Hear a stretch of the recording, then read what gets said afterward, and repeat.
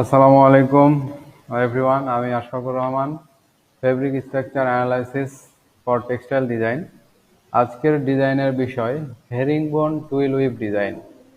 তো এই হেরিংবোন টুইলটা কি আমরা প্রথমে যদি দেখতে চাই, হেরিংবোন টুইল হচ্ছে টুইল উইভের একটি ডেরিভেটিভস বা একটা প্রকারভেদ।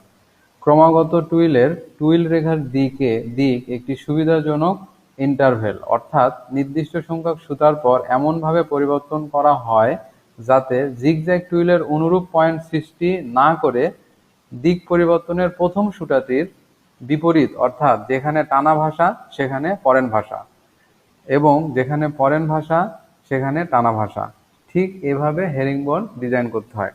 আর এই হেরিংবোন টুইল উইভ ডিজাইন দুই প্রকার। একটা হলো আনুভূমিক হেরিংবোন টুইল, অর্থাৎ সমতল বা আনুভূমিক, যেটা টানা বরাবর হয়ে থাকে। আর একটা আছে ভার্টিক্যাল বা উলম্ব, যেটা খাড়াখাড়ি, যেটা লম্বালম্বি ভাবে হয়।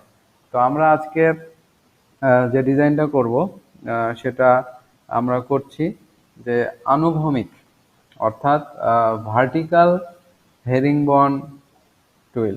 Vertical herringbone twill. তাহলে ভার্টিক্যাল হেরিংবোন টুইলে প্রথমে আমাদের একটা মোটিভ নিতে হবে। মোটিভ অর্থ কি? মোটিভ অর্থ একটা ক্ষুদ্রতম ডিজাইন। একটা বড় ডিজাইন করতে গেলে প্রথমে একটা ছোট ডিজাইনকে চিহ্নিত করার পর বড় ডিজাইন করতে হয়। তো সেক্ষেত্রে আমরা যে মোটিভ নিয়েছি, এখানে আমাদের ফর্মুলা বলছে, মানে সূত্র, যে 3 আপ 2 ডাউন, অর্থাৎ আপ ঘরগুলা আমাদের যে কোনো একটা চিহ্ন দ্বারা পূর্ণ করতে হবে। তো আমি এখানে ক্রস চিহ্ন দিলাম, যেহেতু ডিজাইনের ভাষায় এই ক্রস চিহ্নটা ইউজ হয়। তাহলে 3 আপ 2 ডাউন, তাহলে আমাদের এখানে 3 আপ 3 ডাউন দিলেও আমাদের হবে, 3 আপ 2 ডাউন নিলেও হবে। যেহেতু আমরা এখানে 3 আপ 3 ডাউন নিয়েছি, সমস্যা নাই, তাহলে আমরা এখানে চেঞ্জ করে দিই 3 আপ 3 ডাউন। ওকে। কিন্তু টুইলের যে শর্ত, পরের সুতায় এক ঘর বাদ দিতে হয়। এক ঘর বাদ দিয়ে সেম সূত্র, 3 আপ 2 ডাউন। পরের সুতায় 2 ঘর বাদ যাবে, তাহলে 3 আপ 2 ডাউন। এর পরের সুতায় আমাদের কয় ঘর? 4 ঘর বাদ যাবে, মানে 3 ঘর বাদ যাবে, তাহলে 3 আপ 2 ডাউন। 3 আপ আমাদের 3 ডাউন। প্রত্যেকটা সুতায় আমাদের দেখেন যে সূত্রটা আছে, 3 আপ ওই ঘরে 1 2 3, 3 ডাউন। এটা মিলতে হবে প্রত্যেকটা সুতায়। তাহলে এখানে 3 আপ, কিন্তু যেহেতু আমরা বলছি এখানে 3টা বাদ দিয়েছি, তাহলে এখানে 4টা সুতা বাদ যাবে। কিন্তু আরেকটা সুতা যেটা আপ, সেটা আমরা কোথায় যাবে? যেহেতু উপরে আর জায়গা নাই, সেটা চলে আসবে নিচে। এরপরে সুতায় এখানে 1 আপ, তাহলে আরো 2টা আপ বাকি থাকে, তাহলে 3 আপ 3 ডাউন। ঠিক এইভাবে আমরা ইচ্ছা মতো একটা মোটিভ নিতে পারবো। যে আমরা যদি সেই মোটিভটা নিই, এইভাবে আমরা মোটিভটা নিয়ে আমরা ডিজাইন করতে পারবো। তো সেক্ষেত্রে আমরা যদি আচ্ছা পরে কালার করব। তো সেক্ষেত্রে এই মোটিভ যদি 6x6 ঘরের হয়, তাহলে আমরা যখন ভার্টিক্যাল টুইল ডিজাইন করব, এখানে 6x6 এর মিনিং হলো 6টা টানা সুতা আছে, অর্থাৎ লম্বালম্বি সুতা আছে 6টা, আর গুণ 6 অর্থাৎ পরেন সুতা, যেটা প্রস্থ বরাবর সুতা আছে 6টা। তো সেক্ষেত্রে আমরা যখন ভার্টিক্যাল করব, তখন ডিজাইনের ক্ষেত্রে টানা সুতা হবে 6টা, অর্থাৎ টানা সুতা, লম্বালম্বি সুতা থাকবে 6টা, বাট প্রস্থ বরাবর সুতা হয়ে যাবে দ্বিগুণ। তাহলে 6 এর দ্বিগুণ কত? 12। সেক্ষেত্রে আমরা ডিজাইনে নিয়েছি 6x12, অর্থাৎ আমরা ভার্টিক্যাল ডিজাইন করতে গেলে টানা সুতার দরকার হয় 6টা, পরেন সুতার দরকার হবে 12টা। সেক্ষেত্রে এটা খুবই সহজ। প্রথমে আমরা এই ডিজাইনকে কপি করে নিয়ে আমরা এই ডিজাইনের 6 ঘর, অর্থাৎ অর্ধেক অংশে আমরা বসায় দিতে পারবো। তাহলে আমরা অর্ধেক অংশে বসে দেওয়ার পরে এখানে ডিজাইনের শর্ত বলেছিল যে এই ঘরগুলাতে যেগুলো সুতা টানা থাকবে, টানা অর্থাৎ চিহ্ন দেওয়া, এই ঘরগুলাতে সেগুলো পরেন হবে, অর্থাৎ বিপরীত হতে হবে। তাহলে এখানে আছে টানা, তাহলে এই 3 ঘর ফাঁকা থাকবে। আর এই 3 ঘর যেহেতু ফাঁকা আছে, সেহেতু এই 3 ঘর চিহ্ন দিতে হবে। তাহলে আমরা দেই চিহ্ন। তাহলে আমাদের 6 নাম্বার সুতা 7 নাম্বারে আমরা বসায় ফেললাম। এরপর 5 নাম্বারে যেটা আছে, এই বরাবর আছে টানা, তাহলে এইগুলা থাকবে পরেন। তাহলে এখানে একটা টানা আর নিচে 2টা টানা, অর্থাৎ এখানে যদি টানা থাকে, অর্থাৎ এখানে যদি চিহ্ন দেওয়া থাকে এই পাশে, সেটা হয়ে যাবে ফাঁকা, আর ওই ঘরে যেগুলো ফাঁকা ছিল সেগুলো দিয়ে দিতে হবে চিহ্ন। এটাই হলো হেরিংবোন নীতি। এরপর আমরা 4 নম্বর সুতায় দেখতে পাচ্ছি এখানে দুইটা ফাঁকা, তাহলে এখানে দুইটা টানা সুতা দিতে হবে, অর্থাৎ দুইটা পরেন সুতা ছিল টানা, তাহলে আর একটা পরেন সুতা ছিল একদম নিচে, এখানে দিয়ে দিলাম। এরপর আমরা দেখতে পাচ্ছি তিনটা পরেন সুতা, তাহলে এখানে তিনটা টানা সুতা দিতে হবে, তাহলে আমাদের সূত্র মিলছে 3 আপ 3 ডাউন।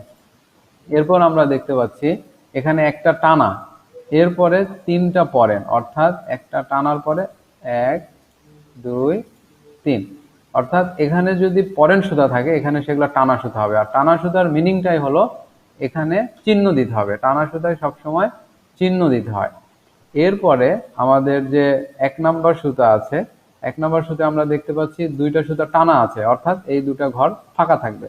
এরপরে 1 2 3, তাহলে আমরা এখানে 1 2 3, আমরা আমাদের ডিজাইন, এটাকে বলা হয় হেরিংবোন নীতি।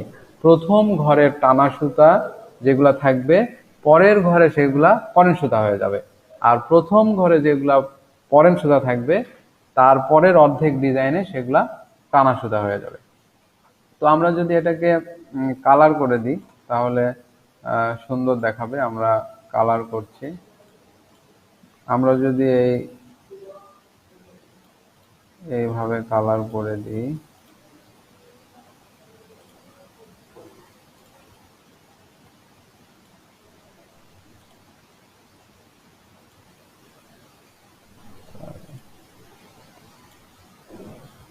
আমরা যদি ডিজাইনটাকে কালার করে দিই সুন্দর লাগবে, বাট পরীক্ষার হলে বা বিভিন্ন সময় কালার সময় থাকলে কালার করা যায়, আদারওয়াইজ কালার করতে হয় না।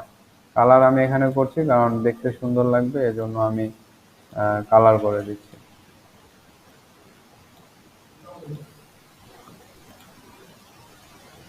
আমাদের এই হেরিংবোন টুইল ডিজাইন, যেটা আমাদের এখন ডিজাইন হয়েছে, এরপরে আমরা যেটা দেখব ডিজাইনের ড্রাফটিং এবং লিফটিং।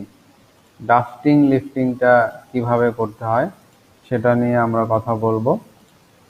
তো আমাদের কালারটা যে কোনো কালার আমরা ইউজ করতে পারবো, যাতে, এবং আমি শুধু কালার করছি টানা সুতাগুলো, যেগুলা আমার টানা সুতা আছে আমি শুধু সেগুলা কালার করে দিচ্ছি, যাতে টানা সুতা মানে খুব সহজেই চোখে পড়ে। আচ্ছা, আমাদের কালার শেষ। এরপর আমরা দেখতে পাচ্ছি এখানে 6টা টানা সুতা আছে, তো সেক্ষেত্রে আমরা 6টা ড্রাফটিং এর ঘর নিয়েছি। তো এখানে আমরা লক্ষ্য করলে দেখতে পাচ্ছি 1 2 3 4 5 6, বাট কোনো সুতার সাথে কোনো সুতার কোনো মিল পাওয়া যাবে না। বাট যেহেতু এখানে একটা কাটা, বাট এখানে পরেন সুতা, এখানেও পরেন, এখানেও পরেন, এখানে 3টা, এখানে 2টা, এখানে 3টা, এখানে নিচে টানা আছে বাট উপরে পরেন। সো এখানে কোনো সুতার সাথে কোনো সুতা সিমিলার না বা মিল নাই। যদি মিল না থাকে তাহলে আমাদের ড্রাফটিংটা হবে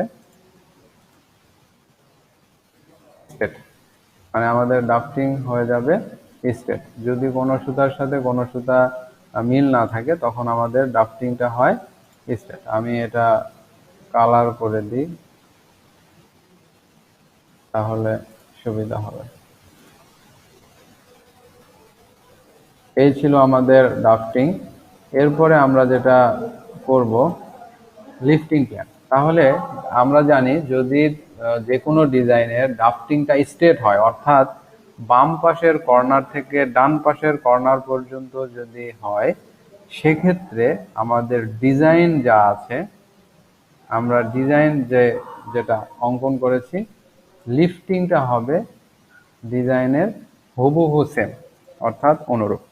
যদি আমাদের ড্রাফটিংটা স্ট্রেট হয়, স্ট্রেট অর্থাৎ বাম পাশের কর্নার থেকে শুরু করে একদম ডান পাশের কর্নার পর্যন্ত যদি যায়। তো এই ছিল আমাদের ভার্টিক্যাল হেরিংবোন টুইল ডিজাইন। এখানে এ ডিজাইন ছিল, বি ড্রাফটিং, সি লিফটিং এবং ডি মোটিভ। আমি প্রত্যেকটা এখানে চিহ্নিত করা আছে এ বি সি দিয়ে, এগুলা হলো মোটিভ। তো সেক্ষেত্রে হেরিংবোন টুইল, অর্থাৎ যে আমাদের যে হেরিংবোন টুইল 2 প্রকার, একটা হলো আনুভূমিক এবং একটা হলো ভার্টিক্যাল বা উলম্ব।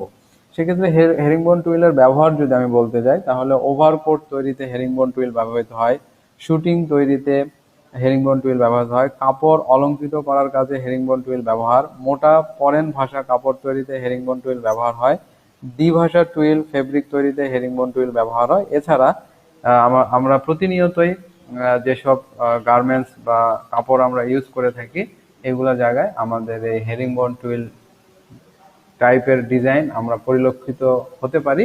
আমরা একটু খেয়াল করলে সেটা দেখতে পারবো। তো আজকে এ পর্যন্তই। আপনারা সবাই সুস্থ থাকবেন, ভালো থাকবেন এবং আগামী বা নেক্সট ভিডিও দেখার জন্য সবাইকে আমন্ত্রণ। আসসালামু আলাইকুম।